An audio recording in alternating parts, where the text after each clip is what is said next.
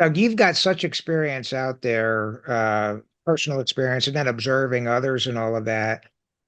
I think our listeners and viewers would love to hear your thoughts on the common traits and habits of, based on your observation of really good, effective leaders. And then on the flip side of that coin, are there any common traits and habits that most of the least effective leaders, the bad leaders, the poor leaders have? There's good. And so I think I know I've got an opinion on this, but I'd like to see what you can do. Most of the very best possess certain traits, and most of the very worst or ineffective or marginal also possess some characteristics. Your thoughts? Yeah, I think when I think of leaders who are effective, I think of leaders who have a vision for a better tomorrow, a better future. They have a clear purpose, what they're trying to achieve, and they take that purpose and communicate it in a very simple, clear manner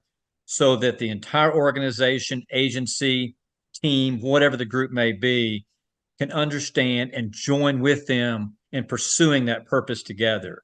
I think leaders who have that, they're competent in their role, they care about their people, they value their people, and might not they value them not just for what they do, but for who they are and what they think.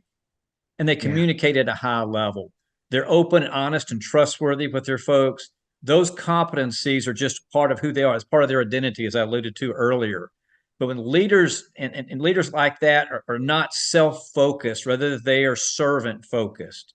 They're looking out to not only achieve the mission, but to achieve the mission with the organization, with the people in mind. And they're never sacrificing people for personal results. They're not climbing a ladder. You know, they're basically they're investing in others all along the way. Leaders are developing other leaders. Uh, and I think people are attracted to that, Mike. I think when a leader has that approach, I think it attracts people. I think it retains people. I think it engages people to deliver superior results over a period of time. And it doesn't guarantee results every quarter, but over a prolonged period of time, I think that culture led by that type individual or individuals, if you will be more successful and more sustainable over a long period. As opposed to the opposite of that, when you said, if we were to contrast that, a self-focused person seeking to promote self, to looking for that next opportunity, not considering people, lacking empathy. That's a big part of the workplace today, just lacking empathy for others, uh, putting goals and ambitions irrespective of people.